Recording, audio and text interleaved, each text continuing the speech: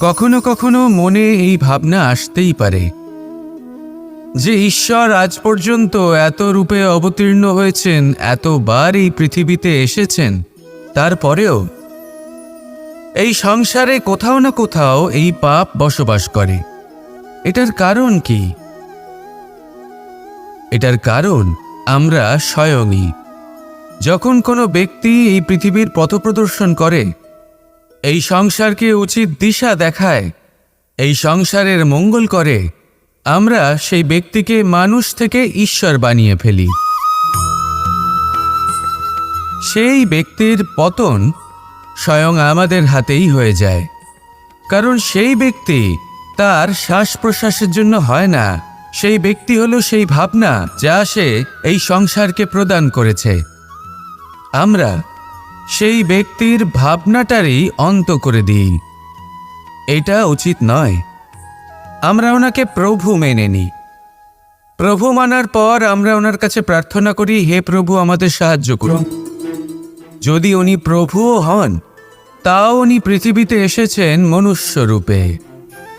যা কর্ম করেছেন, যা শক্তি প্রাপ্ত করেছেন, এই দেহ থেকেই প্রাপ্ত করেছেন। আপনাদের এটা বোঝানোর জন্য যে এই কাজ আপনিও করতে পারেন। যারা সৎ আত্মা থাকেন তাদের জন্য সর্বশ্রেষ্ঠ শ্রদ্ধাঞ্জলি হলো এটাই যে আপনি তাদের পদচিহ্ন অনুসরণ করে চলুন। না ওনাদের স্মরণে থাকুন, না পুষ্পের মালা ওনাদের চরণে রাখুন, বরং তাদের ভাবনাকে অনুসরণ করে সেই ভাবনা নিয়ে এগিয়ে চলুন। এটা না শুধু আপনার জন্য, বরং সমগ্র সংসারের জন্য লাভদায়ক। তাহলে এটাই করুন, আর আমার সাথে ভালোবেসে বলুন, রাধা রাধা। জীবনে সবসময় সেটা হয় না যা আমরা চাই, তেমনভাবে হয় না যেমনভাবে আমরা চাই। এবার তাতে আমরা দুঃখ পাই, নিরাশ হয়ে পড়ি, ভাগ্যকে দোষ দিই অথবা অন্য কাউকে বা নিজেকে। কিন্তু সত্যটা কি সেটা আমাদের জানতে হবে। এই সংসার নির্মিত হয়েছে পাহাড় দ্বারা এবং পাথর দ্বারা, তাই প্রত্যেক স্থানে ছোট ছোট ছোট ছোট নুড়ি পাথর তো অবশ্যই থাকবে। এগুলো এড়িয়ে যাওয়া সম্ভব নয়, আর এই কথাটা আমরা সকলে জানি। এবার এইভাবেই আমাদের জীবনে নানান রকমের সমস্যা লেগেই থাকে। এর হাত থেকে কোনোভাবেই নিস্তার পাওয়া সম্ভব নয়। একটা সমস্যা এড়াতে যান, দ্বিতীয় চলে আসবে, দ্বিতীয় সমস্যা এড়াতে যান, তৃতীয় চলে আসবে। কিন্তু সমস্যা জীবনে থাকবেই, আর আপনাকে সাহায্য করার জন্যই থাকবে কোনো না কোনো রূপে। আপনার চারপাশে পাথর আছে, এটা আপনার উপর নির্ভরশীল আপনি কি করবেন, কোন পথে অগ্রসর হবেন এবং কিভাবে অগ্রসর হবেন। এবার দেখুন, এটা তো সবসময় সম্ভব নয় যে আপনার পদতলে ফুলের চাদর থাকবে। এটা তো অসম্ভব। সেই জন্য উচিত এটাই হবে যে আপনি পাদুকা পরিধান করে জীবনে অগ্রসর হন। এর সারমর্ম এটাই, যখনই জীবনে সমস্যা আসবে দৃঢ় হয়ে সম্মুখীন হন এবং এটা বোঝার চেষ্টা করুন যে এই সমস্যা জীবনে কেন এলো, কি শিক্ষা দিয়ে গেল। আপনার মধ্যে দোষ অবশ্যই থাকবে, তাকে গুণে পরিবর্তিত করুন। এই জীবন আরও বেশি সহজ সরল হবে এবং প্রসন্ন হয়ে বলবে, রাধা রাধা। এই সংসারে যে ব্যক্তিই হোক না কেন, প্রত্যেক ব্যক্তির জীবনে সমস্যা অবশ্যই আসে। এমন কিছু মানুষ আছেন, যদি তাদেরকে জিজ্ঞেস করেন যে এমনটা ঠিক কেন হলো, তাহলে পুরো দোষটা তারা নিজেদের পরিস্থিতির ওপর ন্যস্ত করেন। যে আমি তো এমন একটা পরিস্থিতিতে ছিলাম, আমি কিভাবে কিছু করতাম, আমার কাছে আর কোনো বিকল্পই ছিল না। চলুন কথা বলা যাক মহাভারত নিয়ে। ভীষ্ম পিতামহ, ওনাকে জিজ্ঞেস করা হলো, আপনি এরকম প্রতিজ্ঞা কেন করলেন? উনি বললেন যে আমি পরিস্থিতির অধীন হয়ে পড়েছিলাম, সেই জন্য। এই প্রশ্নটাই যখন অর্জুনকে করা হলো, তখন অন্য একটি দিক প্রস্ফুটিত হলো। অর্জুন নিজের পরিস্থিতির কারণে জীবনে কখনোই বাধা পড়েননি। তিনি সিদ্ধান্ত নিয়েছিলেন সংঘর্ষ করার, সংসারের নিয়মের বিরুদ্ধাচারণ করার। এই সংসারে আপনি যা কিছুই হয়ে উঠতে পারেন, তার সমগ্র শ্রেয় শুধুমাত্র আপনার পরিস্থিতির ওপর চাপিয়ে দেওয়া যায় না। সেটা নির্বাচনের উপর নির্ভরশীল, যে সেই পরিস্থিতিতে আপনি কি নির্বাচন করেছেন। যদি সেই মুহূর্তে ভীষ্ম পিতামহ স্থিরতার সিদ্ধান্ত নিতেন, বিশ্লেষণ করার সিদ্ধান্ত নিতেন যে কি উচিত কি অনুচিত, কারা ধর্মের পক্ষে কারা ধর্মের বিপক্ষে, যদি শুধুমাত্র অস্ত্র হাতে ধৃতরাষ্ট্র এবং দুর্যোধনের বিরোধিতা করতেন, যদি শুধু এটুকু করতেন, তাহলে মহাভারতের মতো মহাযুদ্ধ কখনোই হতো না। সমস্যা সবার জীবনেই আসে, কঠিন পরিস্থিতিও সকলের জীবনে আসে। সেই ব্যক্তি এগিয়ে যেতে পারেন যিনি শ্রেষ্ঠ নির্বাচন করার ক্ষমতা রাখেন। তাহলে সেটাই করুন, আর আমার সাথে ভালোবেসে বলুন, রাধা রাধা। এই সংসারের প্রত্যেক বস্তুর, প্রত্যেক পরিস্থিতির, প্রত্যেক আবেগের দুটি দিক আছে। এর মধ্যে পার্থক্য করা সম্ভব শুধুমাত্র দৃষ্টিভঙ্গির দ্বারা। যদি কোনো ব্যক্তি পর্বত শিখরে দাঁড়িয়ে থাকেন, তাহলে উনি এটাই দেখতে পাবেন যে এই জলের ধারা সমুদ্রের দিকে বয়ে চলেছে। আরেক ব্যক্তি যিনি সমুদ্রের কাছে দাঁড়িয়ে আছেন, তার এটাই মনে হবে যে এই জলের ধারা সমুদ্রের দিকে আসছে। এখানে বিষয়টা হলো দৃষ্টিভঙ্গির, আর এটাই সময়ের সাথেও হয়ে থাকে। অনেক সময় মানুষ চিন্তিত হয়ে পড়েন, ত্রস্ত হয়ে পড়েন যে তার কাছে হয়তো খুব কম সময় আছে, তাতে তিনি অনেক কিছুই করতে পারবেন না, আর একটু সময় থাকলে খুব ভালো হতো। তিনি এভাবেও ভাবতে পারেন যে অল্প হলেও সময় বাকি তো রয়েছে, অর্থাৎ যা অবশিষ্ট আছে তাকে সংরক্ষণও করা সম্ভব, তাতে জীবন যাপনও করা সম্ভব। আর এটা নির্ভর করছে আপনার ওপর। তাই দৃষ্টিভঙ্গি ইতিবাচক রাখুন, আর আমার সাথে ভালোবেসে বলুন, রাধা রাধা। এই সংসারে আমি একজন কুশল সারথি হিসেবে প্রসিদ্ধ, কিন্তু এমনটা ঠিক কেন? কারণ আমি প্রত্যেকটা মুহূর্তে রথের নিয়ন্ত্রণ নিজের হাতে পূর্ণরূপে রাখি। যেই না রথ পথভ্রষ্ট হয়ে পড়ে, সেই মুহূর্তে তাকে সঠিক পথে নিয়ে আসি। শুধু সেই জন্য সবাই আমাকে কুশল সারথি বলেন। এবার আপনাকেও আপনার জীবনে কুশল সারথি হয়ে উঠতে হবে, অর্থাৎ আপনাকে রথ চালাতে হবে না, শুধু আবেগের উপর নিয়ন্ত্রণ রাখতে হবে। কখনো কখনো জীবনে এমন কাজ আসে যেখানে মন রসবোধ খুঁজে পায় না, তখন মন বারংবার সেই পথ থেকে সরে যায়, সেই পথ থেকে বিচলিত হয়ে মন অন্যদিকে চলে যায়। তখন আপনাকে আপনার মনের ওপর পূর্ণ নিয়ন্ত্রণ রাখতে হবে, তার রাশ নিজের হাতে পূর্ণরূপে ধরে রাখতে হবে। যেই না মন পথভ্রষ্ট হবে, তাকে পথে নিয়ে আসতে হবে, আবার পথ হারাবে, আবার পথে নিয়ে আসতে হবে। তাই মনে রাখবেন, যদি আপনি নিজের মনকে নিয়ন্ত্রণ করতে পারেন, নিজের জীবনকেও নিয়ন্ত্রণ করতে পারবেন। নিজের জীবনে কুশল সারথি হয়ে উঠুন, তাহলে মনোবাঞ্ছিত স্থানে এবং লক্ষ্যে পৌঁছতে পারবেন। আর তখন এই মন আর এই জীবন প্রসন্ন হয়ে বলবে, রাধা রাধা। এই সংসারের সব থেকে বড় যোদ্ধা কে? কেউ বলবেন অর্জুন, কেউ বলবেন ভীম, কেউ বলবেন হনুমান আদি ইত্যাদি। কিন্তু এই সংসারের সব থেকে বড় যোদ্ধা আপনার মনের ভেতরে আছে, আপনার মনের মধ্যে আছে। সেই ব্যক্তি সব থেকে উঁচুতে পৌঁছতে পারেন যিনি নিজের অন্তরের খামতি বুঝতে পারেন, নিজের দোষ বুঝতে পারেন, তার সাথে লড়াই করেন এবং তার উপর বিজয় লাভ করেন। যে ব্যক্তি এটা শিখতে পারেন, যে ব্যক্তি এটার উপর জয়লাভ করতে পারেন, তিনি হলেন সব থেকে বেশি শক্তিশালী, সব থেকে বেশি বীর এবং সব থেকে বেশি পরাক্রমী ব্যক্তি। আমরা সকলে এই সংসারকে পাল্টাতে চাই। তার জন্য প্রথম পদক্ষেপ আপনাকে নিতে হবে, নিজেকে দোষমুক্ত করতে হবে। যদি মানুষ নিজের অন্তরের দোষ বুঝতে পারেন এবং নিজেকে দোষমুক্ত করতে পারেন, তাহলে এই সংসার নিজে থেকেই দোষমুক্ত হয়ে যাবে, তাই না? তাহলে নিজেকে দোষমুক্ত করুন, আর আমার সাথে ভালোবেসে বলুন, রাধা রাধা। আমরা সবাই এই সংসারে সূর্যের মতো হয়ে উঠতে চাই, সূর্যের মতো তেজস্বী, প্রকাশময়, যশস্বী। সূর্যের মধ্যে এতটাই তেজ থাকে যে সবাই তার সামনে নত হয়ে থাকে। সেই কারণেই সূর্যকে যশদানের গ্রহ বলা হয়। আমরা সবাই সূর্যের মতো উজ্জ্বল হতে চাই, কিন্তু তার জন্য সূর্যকে প্রত্যেক দিন জ্বলতে হয় এই সংসারে শুভ ভাব পবিত্রতা নিয়ে আসার জন্য, প্রকাশ ছড়িয়ে দেওয়ার জন্য। সূর্যকে প্রত্যেক দিন অস্তও যেতে হয়, আবার উদিতও হতে হয়। প্রত্যেক দিন জ্বলতে হয়। সূর্য একদিনের জন্য অবকাশ লাভ করেন না।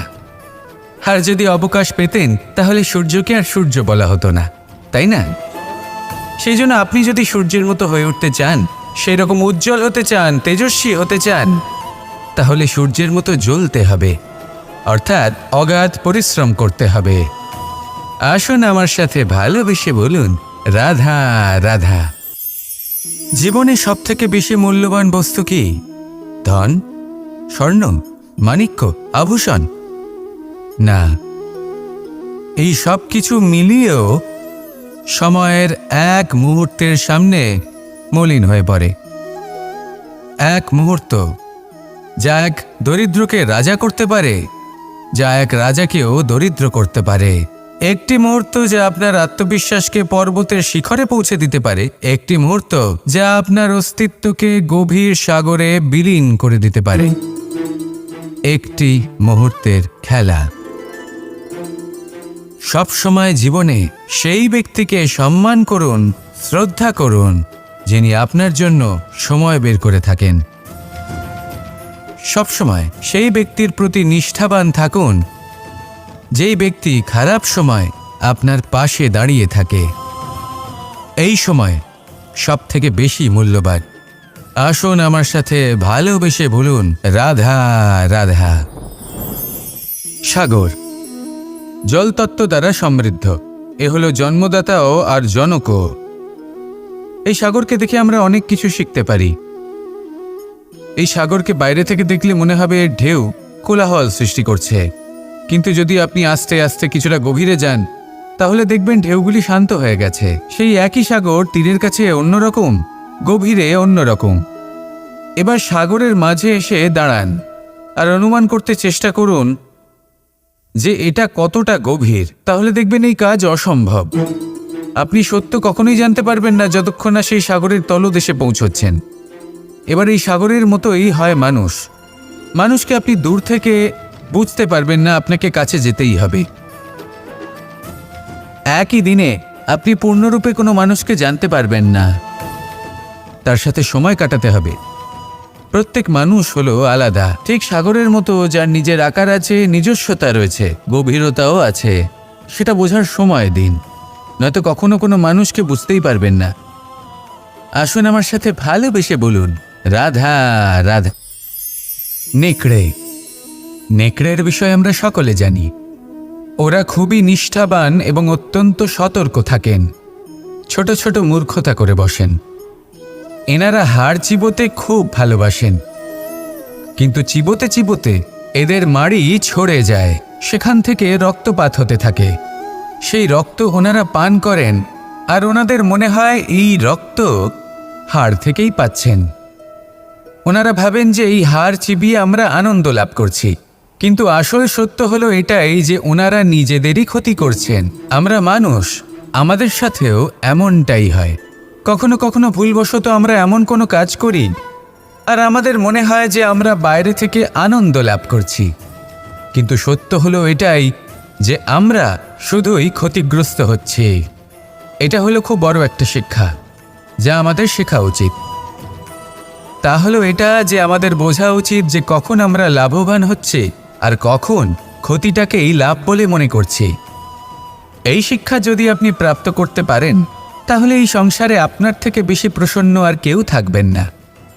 তাহলে আসুন আর আমার সাথে ভালোবেসে বলুন, রাধা রাধা। যজ্ঞের আগুনকে শুভ বলে মনে করা হয় আর সেখানেই চিতার আগুনকে অশুভ মনে করা হয়। এমনটা কেন হয়? এখানে বিষয়টা হলো লক্ষ্য, বিচার এবং সঙ্গের। যখন আমরা যজ্ঞ করি তখন আমাদের লক্ষ্য কি হয়? পরিবেশকে আরও পবিত্র করে তোলা, ইতিবাচক করে তোলা। আমাদের লক্ষ্য শুভ হয়। তারপরে আসে বিচার। এই পরিস্থিতিতে সেই বিচার হলো অগ্নি। স্ফুলিঙ্গ থেকে তীব্র আকার ধারণ করে সমস্ত কাঠকে পুড়িয়ে দেয় এবং সুগন্ধ ছড়িয়ে দেয়। অর্থাৎ যদি আপনার লক্ষ্য শুভ হয় তাহলে তার নিজেই শুভ বিচারধারাকে আমন্ত্রণ জানায়। এই শুভ বিচার তখনই আসবে যখন আপনার সংকল্প শুভ হবে। অন্যদিকে হলো চিতার আগুন। এর লক্ষ্য কি? একটা দেহকে পরধামে পৌঁছে দেওয়া। সবার শেষে সবকিছু আপনার উপরে নির্ভরশীল যে আপনি কোনটা চয়ন করতে চান। আপনার লক্ষ্য যদি শুভ হয় তাহলে আপনার বিচার এবং সঙ্গতি আর তার পরিণাম সবই শুভ হবে। আসুন আর আমার সাথে ভালোবেসে বলুন, রাধা রাধা। সকলে আমাকে জিজ্ঞেস করেন যে কৃষ্ণ, তুমি সবসময় হাসি মুখে কি করে থাকো? এত প্রসন্ন কি করে থাকো তুমি? এই সমগ্র সংসারে চতুর্দিকে সমস্যা রয়েছে, দুঃখ রয়েছে, তাও হাসি মুখে কি করে থাকো? সত্যি কথাই বটে, এই সংসারে চারিদিকেই দুঃখ রয়েছে, প্রত্যেকের জীবনে সমস্যা রয়েছে। কৃষ্ণের জীবনে একটু বেশিই সমস্যা রয়েছে, তাও আমি হাসতে থাকি। কেন? কারণ হলো প্রেম। আমার সমস্ত মনোযোগ কেন্দ্রীভূত থাকে সেই প্রেমের প্রতি যা আমি পেয়ে থাকি। যেমন রাধার প্রেম, দ্বারকার প্রেম, দাদার প্রেম, স্ত্রীর প্রেম, পুত্রের প্রেম, মাতা পিতার প্রেম আদি ইত্যাদি। আমার মনোযোগ এই প্রেমের প্রতি কেন্দ্রীভূত থাকে। আর যখনই আমি এই প্রেমের কথা স্মরণ করি, মুখে দুশ্চিন্তা অথবা দুঃখের আবেগ দেখা অসম্ভব ব্যাপার। শুধু এটাই হলো রহস্য কৃষ্ণের হাসি মুখে থাকার, তার হাসির রহস্য। আপনিও জীবনে এটাই করুন। আপনি জীবনে যে ভালোবাসা পেয়েছেন তার প্রতি মনোনিবেশ করুন। ধন্যবাদ জানান সেই প্রেমকে, ধন্যবাদ জানান সেই সকল ছোট ছোট বস্তুকে যা আপনি জীবনে পেয়েছেন।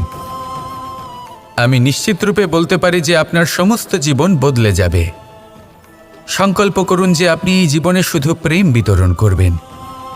এই মন জীবনের প্রত্যেক মুহূর্তে প্রসন্ন থাকবে আর আনন্দ সহকারে বলবে, রাধা রাধা। অশ্বত্থামার মৃত্যু হল। কেউ জানে না সে মানুষ নাকি হাতি। এই বাক্য কে বলেছিলেন? সাক্ষাৎ ধর্মরাজ যুধিষ্ঠির।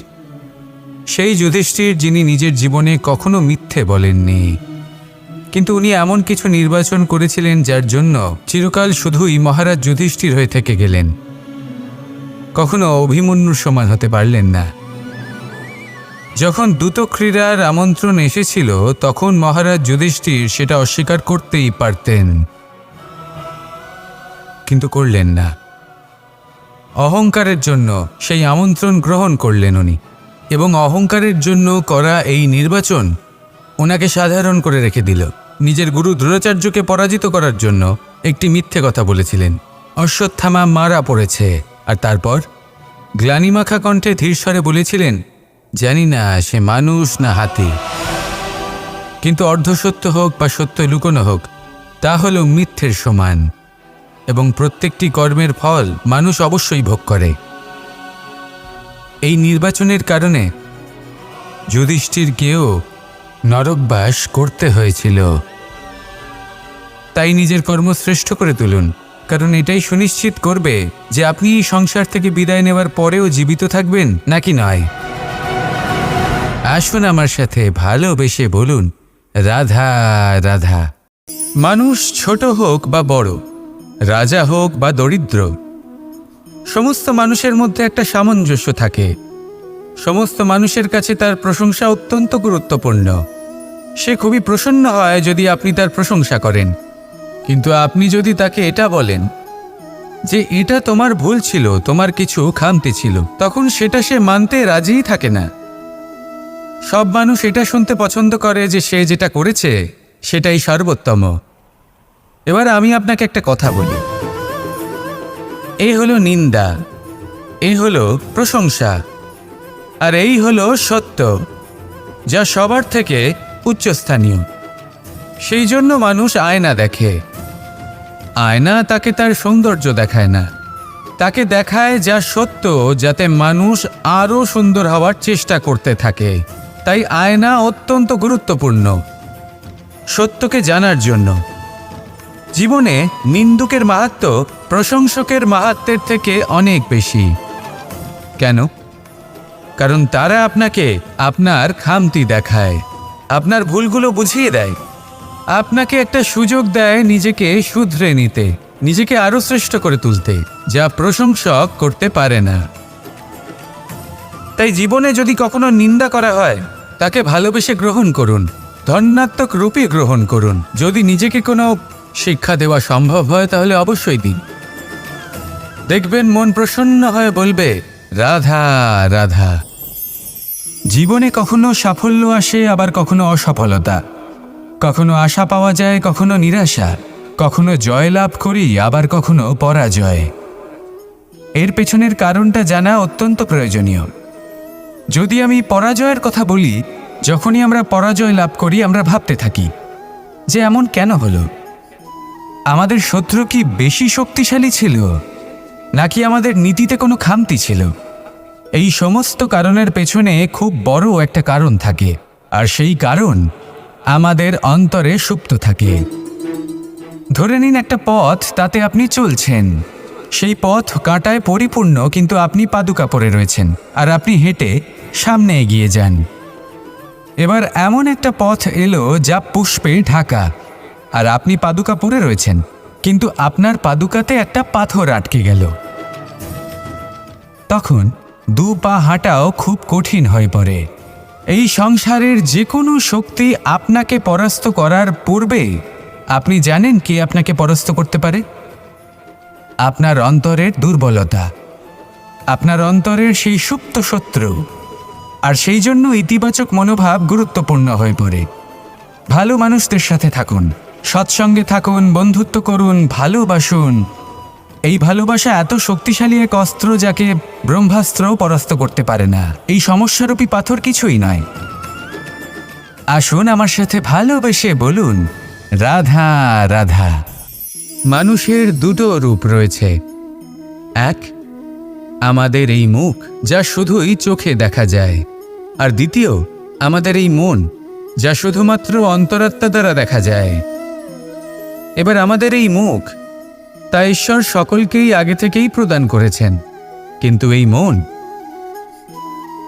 মন কেমন হবে তা আমাদের জীবনের অনুভূতি এবং আমাদের জীবনের লক্ষ্য এগুলি সুনিশ্চিত করে। অর্থাৎ নেত্র দিয়ে দেখা যায় আমাদের এই মুখ, তা শুধুই এই কারণে প্রয়োজন যাতে সংসার আমাদের দেখতে পায়, আমাদের চিনতে পারে। কিন্তু যদি এই সংসারে আপনি প্রকৃত অর্থে মান সম্মান লাভ করতে চান, তাহলে নিজের অন্তরাত্মাকে আপনাকে বিকশিত করতেই হবে। দেখুন, কথায় আছে এই যে অসুর, তা শারীরিকভাবে উপস্থিত নয়, তা মনের মধ্যে থাকে। যদি এই মন থেকে অসুরকে বের করে দেওয়া যায়, তাহলে শরীরে তা উপস্থিত থাকবেই না। তাই মনকে শুদ্ধ করুন আর আমার সাথে ভালোবেসে বলুন, রাধা রাধা। মানুষ যখনই একে অপরের সামনে নিজেদের হৃদয়ের ভাবনা প্রকাশ করে, তখন এক অত্যন্ত প্রভাবশালী মাধ্যম তারা ব্যবহার করে, যাকে ভাষা বলা হয়। এবার আমি দেখেছি যে একজন মানুষ অনেকগুলো ভাষাতেই নিপুণ। আমি এটাও দেখেছি যে মানুষ অনেকগুলো ভাষায় কথা বলে, কখনো কখনো অনেক ভাষা মিলিত করে তার প্রয়োগ করে, উচিত প্রকারে তাকে ব্যবহার করে না, না সেটাকে সম্মান করে, আর না ভাষাকে শুদ্ধ রাখে। আর এটা হলো অনুচিত। যদি ভাষাকে শুদ্ধ রাখেন, তাহলে ভাষা আপনার চরিত্রকে শুদ্ধ রাখবে, তা আপনার একাগ্রতা বাড়িয়ে তুলবে। এই প্রত্যেক ধ্বনিকে অনুভব করে যদি আপনি শব্দের উচ্চারণ করেন, ভাষাকে প্রয়োগ করেন, তাহলে আপনিও আনন্দ পাবেন, আর যিনি শুনছেন সেই ব্যক্তির কানেও মধুর শব্দ বাজবে। তাই মনে রাখবেন, যে ব্যক্তি ভাষার পবিত্রতাকে সম্মান করে, তাকে সংসারও সম্মান করে। ভাষাকে শুদ্ধ এবং পবিত্র রাখুন, তাহলে ভাষা আপনার চরিত্রকেও শুদ্ধ এবং পবিত্র রাখবে। আর এই মন সুপ্রসন্ন হয়ে বলবে, রাধা রাধা। এ হলো রামায়ণের সময়কালের কথা। সেতু নির্মাণ করার কাজ চলছিল। সমস্ত বানর সেনা এই কাজে নিযুক্ত হয়েছিলেন। বড় বড় পাথর তুলে নিয়ে এই বানর সেনা সমুদ্রে ফেলছিলেন, এই কাজ চলছিল। এমন সময় ছোট্ট একটা কাঠবিড়ালি এলো। ছোট ছোট মাটির ডেলা হাতে নিয়ে সাগরের কাছে যাচ্ছিল আর বড় বড় পাথরের পাশে রেখে দিচ্ছিল, যথাসম্ভব সেখানে রেখে আসছিল। সারা দিন ধরে সে এই পরিশ্রম করেই যাচ্ছিল। এবার শ্রীরাম তার এই কাজ দেখতে পেলেন। সেই ছোট্ট কাঠবিড়ালিটিকে নিজের হাতে তুলে নিলেন এবং অত্যন্ত ভালোবেসে তার পিঠে হাত বুলিয়ে দিলেন। কথায় আছে যে কাঠবিড়ালির পিঠে যে দাগ আছে সেই 3টি দাগ এসেছে শ্রীরামচন্দ্রের 3 আঙুলের থেকে। যে কাজ আপনি করছেন তাতে সমস্ত শক্তি প্রয়োগ করুন, যতটা আপনার সামর্থ্য রয়েছে, যতটা আপনার প্রতিভা রয়েছে, সম্পূর্ণভাবে উৎসর্গ করে দিন। ঠিক এমনভাবে কর্ম করুন। সেই কাঠবিড়ালি কিন্তু তাই করেছিল। সেই জন্য শ্রীরামের সাথে সেও সেই কাহিনীতে অমর হয়ে গেছিল। সম্পূর্ণ শক্তি প্রয়োগ করুন, সম্পূর্ণ সামর্থ্যের সাথে কর্ম করুন, কারণ এটাই হলো শ্রেষ্ঠ পথ কোনো কর্ম করার। আসুন আমার সাথে ভালোবেসে বলুন, রাধা রাধা। এই সংসারে যখন সাফল্যের পথে আপনি অগ্রসর হবেন, তখন আপনার পরিশ্রম, একাগ্রতা, সাহসের সাথে সাথে সমাজের মানসিকতাও সহ্য করতে হবে। প্রত্যেক ব্যক্তি কিছু না কিছু ভাবেন, কিছু না কিছু বলেন। কিছু মানুষ এমন আছেন যারা ভাববেন যে আপনি কিছুই করতে পারবেন না। তারা আপনার নিন্দা করবেন, আর এই নিন্দার কথা ভেবেই আমরা ভয়ভীত হয়ে পড়ি। সেই কারণে নিজেদের আশা, নিজেদের বিশ্বাস হারিয়ে ফেলি। এবার যদি সেই নিন্দার ভয়ে আমরা লক্ষ্যচ্যুত হই, তাহলে সেটা অনুচিত। সেই জন্য জীবনে শুধু পরিশ্রম করতে থাকুন, সামনে এগোতে থাকুন। যেই দিন আপনি আপনার লক্ষ্য লাভ করবেন, সেই প্রত্যেক ব্যক্তি যারা নিন্দা করছিলেন তাদের দৃষ্টি আপনা থেকেই পাল্টে যাবে, ঠিক কিনা? এই সংসারকে যা প্রাণ চায় তাই বলতে দিন। যদি আপনি কারোর কথা শুনতে চান, তাহলে নিজের অন্তরের কথা শুনুন। সেটাই আপনাকে উচিত পথে নিয়ে যাবে। সামনে অগ্রসর হতে থাকুন, পরিশ্রম করুন। এমন একটা দিন আসবে যেদিন এই নিন্দুক ব্যক্তিরা আপনার লক্ষ্যপ্রাপ্তির উদাহরণ সবাইকে দেবে। আসুন আমার সাথে ভালোবেসে বলুন, রাধা রাধা। মানুষ সুখী জীবনযাপনের প্রতি এতটাই অভ্যস্ত হয়ে পড়ে যে একটা ছোট্ট সমস্যা এলেই সে সবার থেকে সাহায্য চাইতে শুরু করে দেয়। সে সাহায্য লাভও করে এবং সেই সংকট থেকে সে বেরিয়েও আসে। কিন্তু এই সাহায্য কিছু মুহূর্তের, আর কিছু মুহূর্তের হলো এই দুঃখ। এই 2 মুহূর্তের সাহায্যের জন্য আজীবন আপনি তার কাছে ঋণী হয়ে থাকেন। আর মানবিকতার খাতিরে আপনার মনে কৃতজ্ঞতা জেগে ওঠে। আর সেই কৃতজ্ঞতা বোধ হলো যে আপনি কখনো সেই ব্যক্তিকে ছাপিয়ে যেতেই পারবেন না। সেই জন্য জীবনে সবসময় চেষ্টা করবেন নিজেকে প্রস্তুত রাখতে, সেই সব সমস্যার জন্য, সেই সব বাধার জন্য যেগুলো আপনার জীবনে আসতে পারে। ততক্ষণ সাহায্য চাইবেন না যতক্ষণ না অন্য কোনো পথ না থাকছে।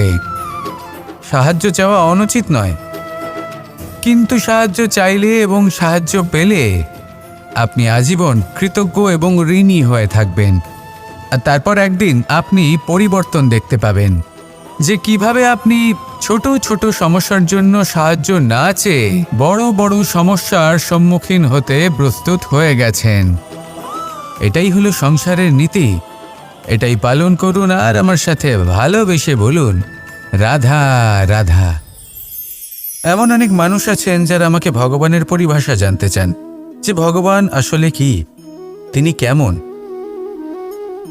এবার দেখুন, ভগবান হোক বা আপনার স্বপ্ন হোক বা আপনার লক্ষ্য হোক না কেন, সেই লক্ষ্য তখনই পূর্ণ হয়, তখনই তাকে লাভ করা সম্ভব যখন আপনার দৃষ্টিভঙ্গি মঙ্গলময় হয়। যখন আপনি নিজে মনে করবেন যে আমি যেটা পেতে চাইছি তা শুভ। উদাহরণস্বরূপ, কোনো পাখিকে দেখুন, সে গাছের ডালে বসে এবং সেখানেই বিশ্রাম করে, কিন্তু পড়ে না। কেন? কারণ ওর বিশ্বাস যে যে শাখার ওপরে ও বসে আছে সেটাই হলো ওর বাসস্থান। যদি আপনি বিশ্বাস করেন তাহলে আপনি পাথরের মধ্যেও ভগবান দর্শন করতে পারবেন। আর যদি বিশ্বাস না থাকে, তাহলে যদি ভগবান সামনে দাঁড়িয়েও থাকে তবেও আপনার বিশ্বাস হবে না। তাই বিশ্বাস করতে শিখুন। এই বিশ্বাসের আধারেই আপনি সেই সব কিছু পাবেন যা আপনি পেতে চাইছেন। আসুন আমার সাথে ভালোবেসে বলুন, রাধা রাধা। গুরু, যিনি পথ দেখান, আমাদের জীবনে অত্যন্ত গুরুত্বপূর্ণ, অত্যন্ত আবশ্যক। কিন্তু কিছু মানুষ মনে করেন যে গুরুর কোনো প্রয়োজন নেই, কারণ এই সমগ্র জ্ঞান মানুষের অন্তরেই নিহিত রয়েছে। এবার প্রশ্ন এটাই, যদি সমস্ত জ্ঞান মানুষের অন্তরে নিহিত থাকে তাহলে গুরুর কি প্রয়োজন? আর যারা আজ পর্যন্ত গুরুকে মেনে এসেছেন তারা কি অনুচিত করেছেন? এর উত্তর আমি আপনাকে দেব একটা উদাহরণ দ্বারা। একটা কাঠ যা জ্বলনশীল, জ্বলনের ঊর্জা তার অন্তরে নিহিত রয়েছে, কিন্তু তার জ্বলনের জন্য বাইরে থেকে একটা অনুঘটকের প্রয়োজন হয়। এই অনুঘটকই হলেন আপনার গুরু। উত্তাপ যা একটা কাঠকে জ্বালাতে পারে, সেই উত্তাপ হলো গুরুর প্রচেষ্টা। যদি সেই গুরুই না থাকে, তার প্রচেষ্টাই না থাকে, তাহলে সেই সমস্ত জ্ঞান যা মানুষের অন্তরে নিহিত তা ব্যর্থ হয়ে যাবে। যদি আপনার সাথে আপনার গুরু থাকেন, আপনার পথ প্রদর্শন করেন, আপনার অন্তরের জ্ঞানকে বাইরে নিয়ে আসতে পারেন, তাহলে তাকে সম্মান করুন। আর আমার সাথে ভালোবেসে বলুন, রাধা রাধা। असतो मा सद्गमय, तमसो मा ज्योतिर्गमय, মৃত্যুর্মা মৃতঙ্গময়। জ্ঞান সেটাই যা অসত্য থেকে সত্যের পথে চালিত করে। প্রকাশ সেটাই যা অন্ধকার থেকে আলোর পথে নিয়ে আসে। জীবন সেটাই যা মৃত্যু থেকে অমরত্বের পথে নিয়ে যায়। এবার এই তিনটে, জ্ঞান, জীবন এবং প্রকাশ, একই রকম। শূন্য থেকে এর উৎপত্তি হয় এবং আস্তে আস্তে আপনার জীবনে বিস্তার লাভ করে। এবার আমরা এটাই ভাবি যে কেমন করে এই তিনটিকে আগলে রাখা যায়। এর উত্তর হলো, এদের আগলে রাখার প্রয়োজনই নেই, ভাগ করে দিতে হবে। কোনো বৃক্ষকেই দেখে নিন, একটি বৃক্ষ অনেক বছর ধরে বেঁচে থাকে। কেন? কারণ সে ভাগ করে দিতে জানে। সে নিজের বীজ ছড়িয়ে দেয়, এই ধরিত্রীতে দেয়, সেই বীজ যা অঙ্কুরিত হয়ে এক নতুন বৃক্ষকে জন্ম দেয়। শুধু ছড়িয়ে দিয়ে একটি বৃক্ষ জীবন দান করতে পারে। যদি কোনো ব্যক্তি জ্ঞান ছড়াতে শিখে যান, যদি প্রকাশ, আলোর কিরণ ছড়িয়ে দিতে শিখে যায়, কোনো ব্যক্তি তার জীবনের সুখ ছড়িয়ে দিতে শিখে যান, তাহলে তিনি মৃত্যুর পরও মৃত হন না। এই ভাগ করে দেওয়ার সুখটাই কিছুটা আলাদা। এই সুখ অনুভব করুন আর আমার সাথে ভালোবেসে বলুন, রাধা রাধা। আপনি কখনো কোনো সরোবরের দিকে তাকান, যার জল হলো শান্ত, স্থির। আপনি স্পষ্ট দেখতে পাবেন সেই সরোবরের তলদেশে কি রয়েছে। তাতে সাঁতরে বেড়াচ্ছে সুন্দর মাছ, চকচকে কিছু পাথর, স্বর্ণরূপী বালি, সবই আপনি দেখতে পাবেন। কিন্তু যখনই আপনি একটা ছোট্ট পাথর তুলে সেই জলে ছুঁড়ে ফেলবেন, তখন সেই জল বিচলিত হবে আর সেই স্পষ্টতা ন্যূনতম হয়ে যাবে। তারপর কিছুই স্পষ্টভাবে দেখা যাবে না। এই ঘটনা মানুষের সাথেও ঘটে। মানুষ যদি বিচলিত হয়ে পড়ে, তখন সে বুঝতে পারে না যে বর্তমানে কি হয়ে চলেছে আর ভবিষ্যতে কি করা উচিত। কিন্তু সেই মানুষ যদি শান্ত থাকেন, স্থির থাকেন, ধন্যাত্মক থাকেন, তাহলে নিশ্চিত রূপেই বুঝতে পারবেন যে বর্তমানে কি করতে হবে আর ভবিষ্যতে কি করতে হবে। তাই নিজের মধ্যে সেই স্থিরতা আনুন, সেই ধৈর্য ধরুন, নিজেকে শান্ত রাখুন আর সবার মধ্যে ভালোবাসা ছড়িয়ে দিন। এই মন প্রসন্ন হয়ে বলবে, রাধা রাধা। সম্পর্ক এ হলো এক বন্ধন যা আমাদের এক সূত্রে বেঁধে রাখে। কিন্তু এমন কিছু ব্যক্তি থাকেন যারা এই সম্পর্কের বিষয়ে নিজস্ব একটা ধারণা করে ফেলেন যে সম্পর্ক এরকম হওয়া উচিত, সম্পর্ক সেরকম হওয়া উচিত। আমি এই সম্পর্কের জন্য কত কিছু করেছি এই ব্যাখ্যা করতে থাকেন আর তার বদলে অনেক কিছু প্রত্যাশাও করেন। কিন্তু সত্য হলো এটাই যে সব সম্পর্ক একরকমের হয় না, কিন্তু প্রত্যেক সম্পর্কের একটা বিশেষত্ব থাকে। যেমন চোখ আর নাকের এই সম্পর্ককেই দেখুন। চোখের সব থেকে কাছে কে আছে? নাক আছে, কিন্তু এই চোখ দিয়ে এই নাককে আমরা দেখতেই পাই না। তবে কি ধরে নেব এই সম্পর্কের কোনো মূল্য নেই? এমনও নয়। ঠিক এইভাবেই যদি কোনো ব্যক্তি তার আবেগ আপনার কাছে ব্যক্ত করতে না পারেন বা প্রকট করতে না পারেন বা আপনাকে বোঝাতে না পারেন, তাহলে তার মানে এটা নয় যে তার সাথে আপনার সম্পর্কের তিক্ততা রয়েছে। এমনটা কখনোই নয়। শুধু চোখ আর নাকের এই সম্পর্কের মতোই হলো আমাদের জীবনে আমাদের আপনজনের সাথে সম্পর্ক। যদি কারোর ব্যবহার আপনার প্রতি অনুচিত হয় বা যদি কেউ অনুপস্থিত থেকে থাকে বা কেউ যদি আপনাকে বুঝতে না পারেন, তাহলে তার অর্থ এটা নয় যে আপনি সেই সম্পর্ক ভেঙে ফেলবেন। বুঝুন, আপনার জীবনে তার গুরুত্ব কোথায় আর তার জীবনে আপনার। সম্পর্ক গড়ে তুলুন, তাকে পালন করতে শিখুন, একসাথে মিলে চলুন।